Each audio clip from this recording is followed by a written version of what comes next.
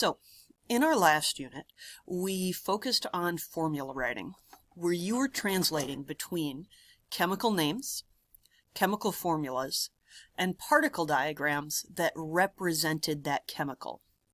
With this unit, we're going to extend those skills to looking at entire chemical reactions.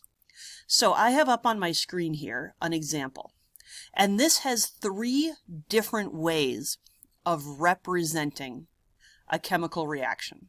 So a chemical reaction is any time you mix 2 or more chemicals together and you end up with something different than you started with. And there are 3 different representations we're going to be working with, and they're in fact a really similar 3 to what you worked with chemical formulas. So the first one we're going to call the equation, because it looks kind of like an equation in math class. And that's this top box.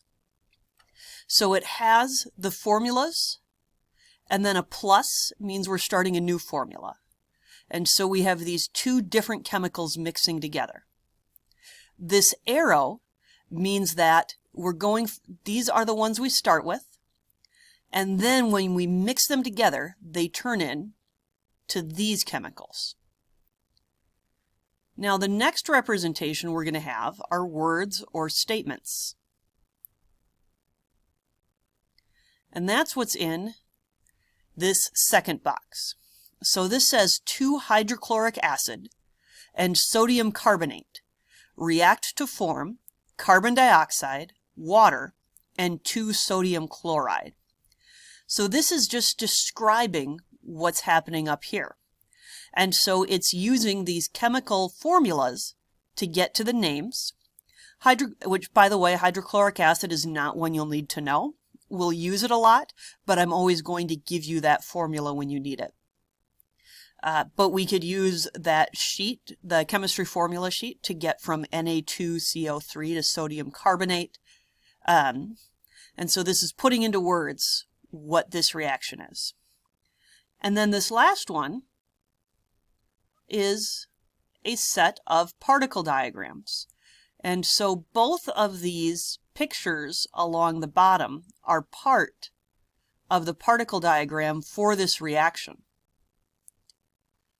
Because just like the equation above, these particle diagrams are showing what we start with and then what we end with. And so in terms of some vocab, when we talk about the reactants, those are the things that react with each other. And so they're what you have at the start. The products are what's produced. And so they're always going to be what you have at the end. So we started with these chemicals, we ended up with these. So the next thing I want to do is talk a little bit about the numbers that show up in this equation. The first type I want to talk about are these little numbers. These are what's called a subscript.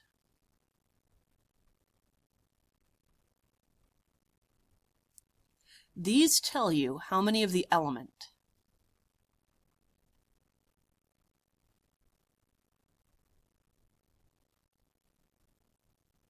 are in that chemical.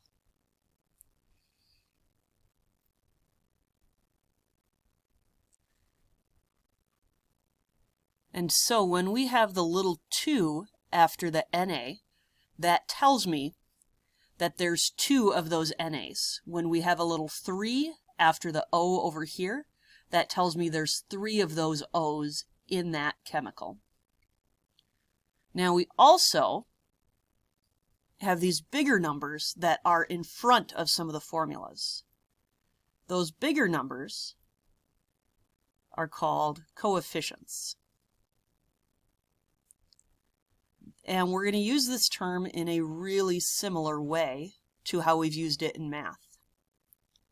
So for example, in math, if you have 2x, the 2 is a coefficient, and it means that there's 2 of those x's. So when we have it here, that coefficient is telling us how many of the formula.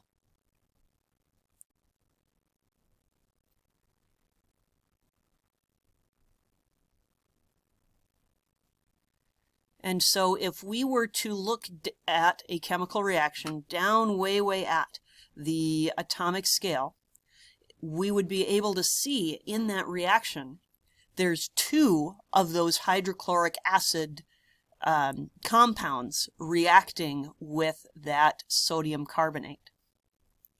So now let's look at how these numbers show up in the particle diagrams. So I'm still looking at this same reaction. So let's start by looking at this Na2CO3.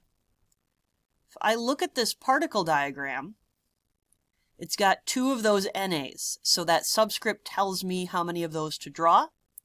I've got 3 O's and I've got 1 C. So just like in math, when there's not a coefficient in front of something, you assume it's a 1. If we don't have a coefficient or a subscript, we'll just assume that each of those would be a 1. And so that's how I knew to draw 2 of those Nas and 3 of those O's.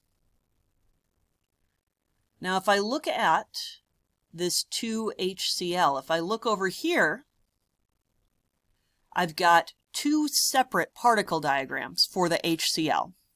It's really important whether atoms are bonded together in chemical reactions. And so what this is showing is that each hydrogen is bonded or stuck to 1 Cl. But then I've got 2 sets of that with a hydrogen bonded to a Cl.